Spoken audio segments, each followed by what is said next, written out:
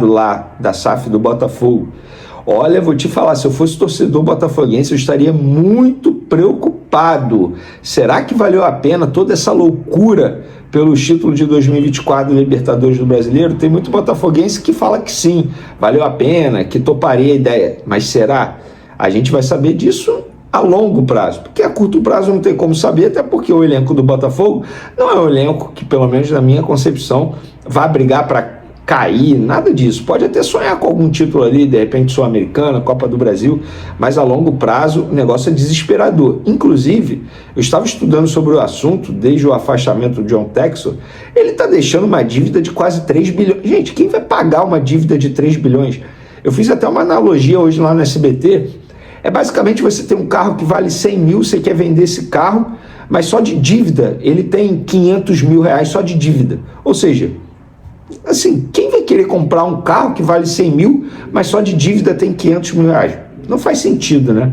Pelo menos, eu como investidor, eu não investiria em algo assim. Mas, a ver o que vai acontecer. Mais um episódio daquela situação que eu falo para vocês. Quem é a favor da SAF no Flamengo, eu acho que está sumindo cada vez mais. Inclusive o BAP falou sobre isso, falou sobre outros assuntos também, falou sobre Vasco. Rapaz, sabe o que ele falou? Questionou o empréstimo de ex-patrocinador do Palmeiras ao Vasco. Falou: Flamengo sempre foi a favor de uma liga nacional. Isso é bom que seja dito para todo mundo. O que acontece é que quando você vai se juntar com alguém, quando vai casar, vou criar uma metáfora aqui para todo mundo entender. O casamento na comunhão parcial de bens funciona assim. O que você tem é seu, o que você vai construir de novo vai ser dividido de igual maneira. Quando você casa com alguém e esse alguém quer invadir o que você tem, o nome disso é desapropriação ou invasão. O Flamengo é contra isso. É uma questão de princípio. Nada contra ou a favor da Liga. É óbvio que o Flamengo é a favor da Liga. A Liga pode duplicar, triplicar o valor do dinheiro do futebol no Brasil. O problema, e o diabo mora nos detalhes, é que forma você vai fazer. Vamos falar, por exemplo, especificamente do caso de Palmeiras e Vasco. No mundo inteiro vocês têm legislações que não pode o mesmo dono ter dois clubes. Ah, mas ali não tem propriedade cruzada. Claro que tem. E a legislação nacional é clara em relação a isso.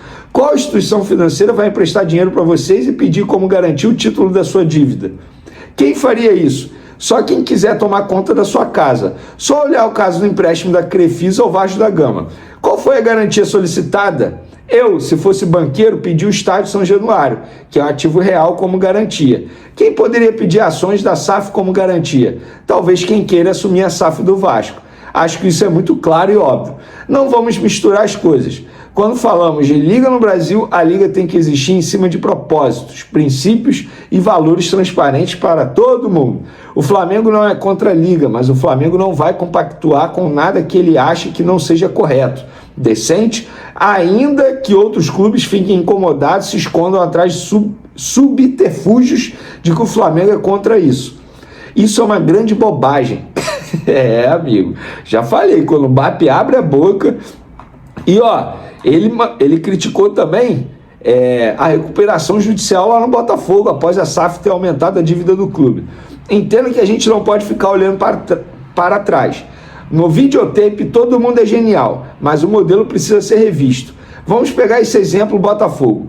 Posso estar equivocado na ordem de grandeza dos números, mas quando essa SAF foi construída, eram 700 milhões de dívidas, 700 milhões de reais de dívidas.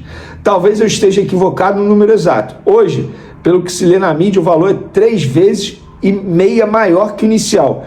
Aí você pega a recuperação judicial, está incluso a primeira parte da dívida que você entrou em tese para cobrir. Aí não cobriu a dívida antiga, fez 1 bilhão e pouco de dívida a mais e agora um pacote único de reformulação. É aprender com isso. SAF é válido, importante, mas tem que ter limites e obrigações em contrapartida. Não pode dar um crédito, não cumprir com nada e sair ileso com isso.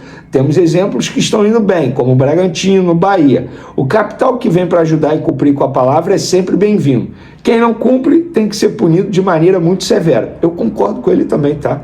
Gente, o BAP ele não está falando nenhuma loucura.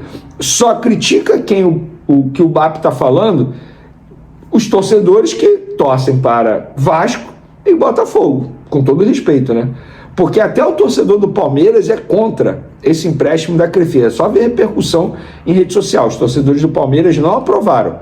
Vários amigos meus que torcem para o Palmeiras, converso com pessoas que acompanham o dia a dia do Palmeiras, conselheiros falaram que não aprovam. Enfim, eles não são a favor. E para finalizar, o BAP ainda criticou grama sintética. Pois é. A opinião do Flamengo sobre esse assunto é muito clara. O Flamengo entende que o futebol de alto nível, e basta você ver as 5 maiores ligas do mundo onde você tem campo de plástico. Vai montar uma liga no Brasil para ficar maior, mais lucrativa e com campo de plástico? É brincadeira isso. Mas é preciso discutir essa situação dentro da CBF. O Flamengo já fez sua consideração.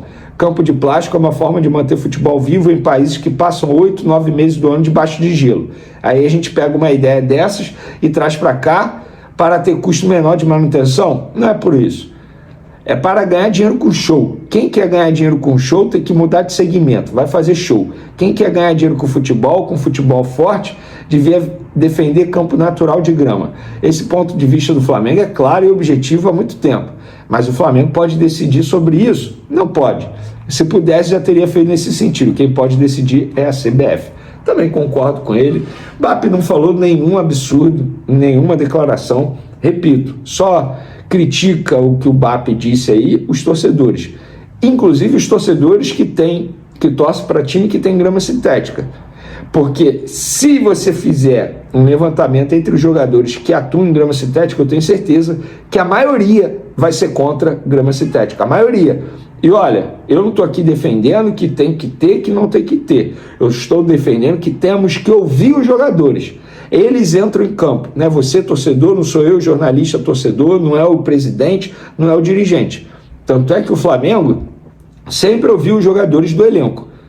Desde a época que o Felipe Luiz era jogador ainda, ele é contra a grama sintética também. Os próprios jogadores são contra a grama sintética e por isso que eu acho que tem que haver o debate.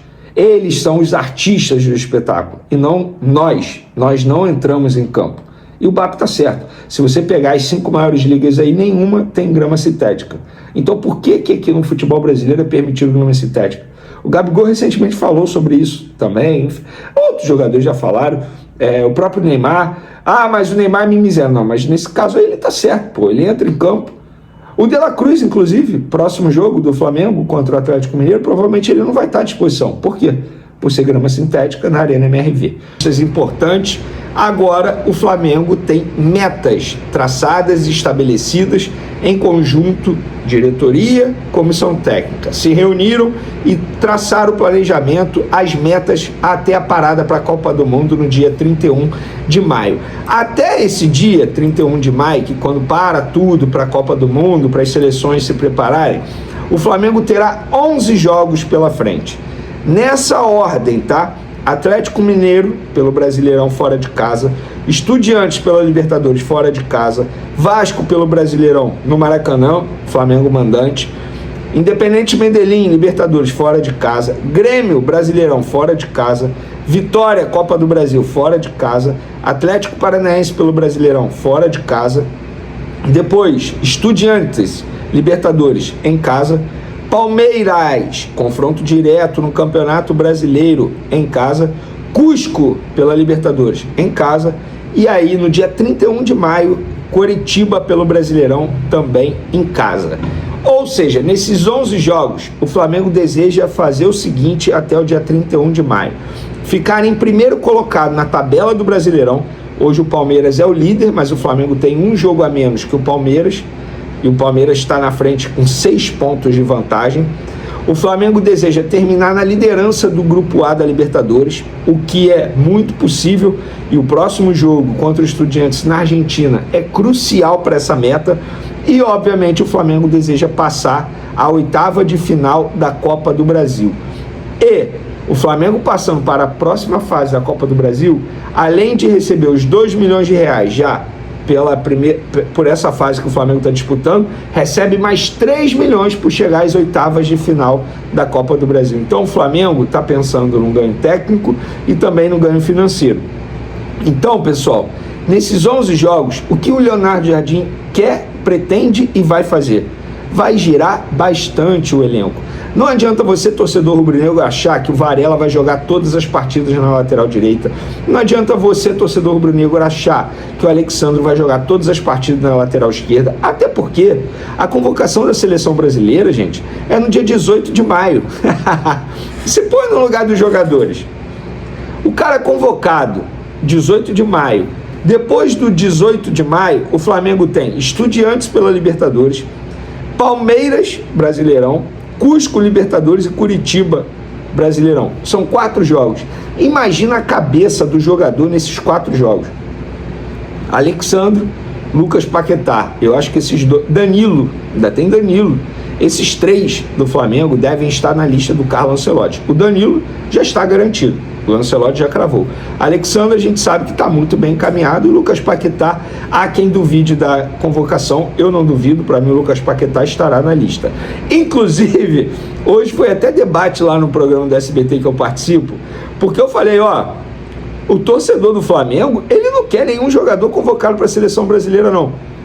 A Fernanda Maia e o Caião, que estão lá no programa comigo, já pensam um pouco diferente. Acham que a grande maioria quer. Eu acho que a grande maioria não quer. Então, assim, conversando com essa pessoa do Flamengo, esse dirigente falou, Vini, eu concordo com você, por mim não vai também não. Só que tem o lado do jogador, obviamente, mas se eu pudesse escolher, e vamos lá, se põe no lugar do BAP, presidente do Flamengo, o cara investiu 42 milhões de euros para contratar o Lucas Paquetá. Vocês acham que ele está pensando em ganho financeiro? Até porque ninguém vai chegar aqui e vai comprar o Lucas Paquetá por 42 milhões de euros ou até mais. Não vai, ele está pensando no ganho técnico.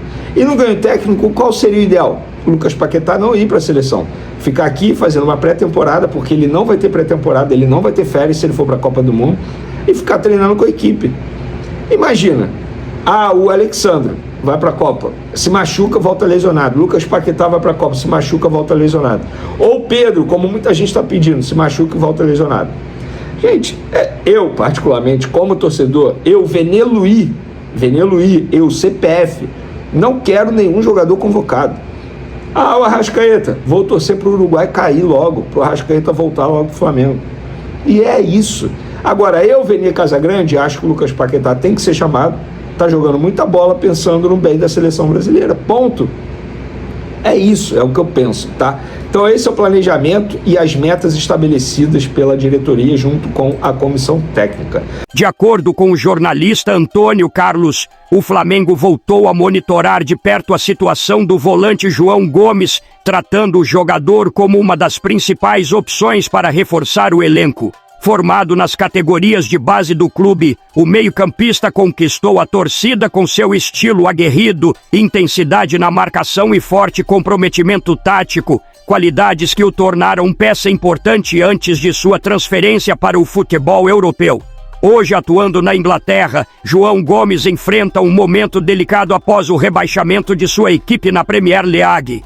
Esse cenário tem levado o clube a reavaliar seus custos e buscar a redução da folha salarial, o que pode abrir espaço para negociações.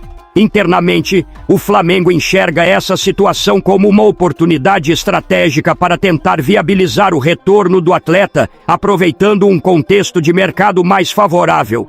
Outro ponto que fortalece a possível negociação é a ligação do jogador com o rubro-negro.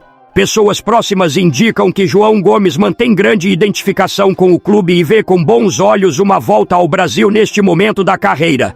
Inclusive, ele teria demonstrado preferência por conversar com o Flamengo em caso de proposta oficial, o que aumenta a confiança da diretoria em um desfecho positivo.